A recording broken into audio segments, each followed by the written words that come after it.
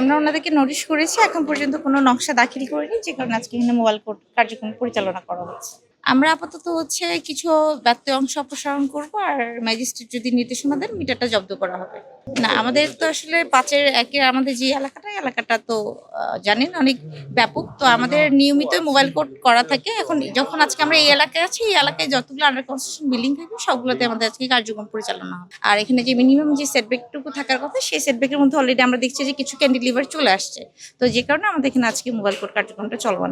বিষয়টা এখানে আসলে জনগণ তো নিজ থেকে আসলে সচেতন হওয়া উচিত। এখন উনি যতক্ষণ পর্যন্ত ডেভিয়েশন না করবে, আমি তো আসলে বিল্ডিং ভাঙবো, যখন ডেভিয়েশন করবে তখনই ভাঙবো। কিন্তু আমাদের এট এ টাইম আসলে যতগুলো ভবন নির্মাণ হচ্ছে এবং আমাদের যে এলাকায় যাই সেই এলাকার আন্ডার কনস্ট্রাকশন ধরা হয়। এখন আমাদের সেই হিসেবেই আমরা কাজ করছি।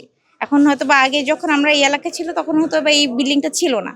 তো এখন যদি এই এলাকায় আসছি, এলাকায় এখন ইনিশিয়াল পর্যায়ে বা যতগুলো ভবনই থাকবে সবগুলো ভবনই আসলে আজকে মোবাইল কোর্ট কার্যক্রম পরিচালনা করা হবে। মালিকের সাথে তো আমরা যোগাযোগ করবো না, নোটিশ পাওয়ার পর ওনারা তার রিপ্লাই দেবেন, হয় উনি নকশা দিবেন অথবা উনি নিজ দায়িত্বে ব্যত্যয়টা অপসারণ করবেন। আমরা এখন এখানে যেটা আমাদের মিনিমাম সেটব্যাকটুকু অংশ আছে বা যে ক্যান্টিলিভার অংশ আছে সেই অংশগুলো আমরা অপসারণ করব।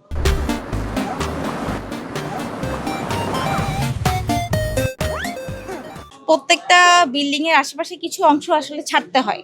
সেই অংশের মধ্যে আমরা দেখছি যে ওনার সামনে ৫ ফিটের মধ্যে অলরেডি ক্যান্টিলিভার চলে আসছে, তাহলে এটা অবশ্যই নিশ্চিতভাবে এটা ব্যত্যয় হয়েছে। এই অংশটা আমরা আপাতত ভাঙবো।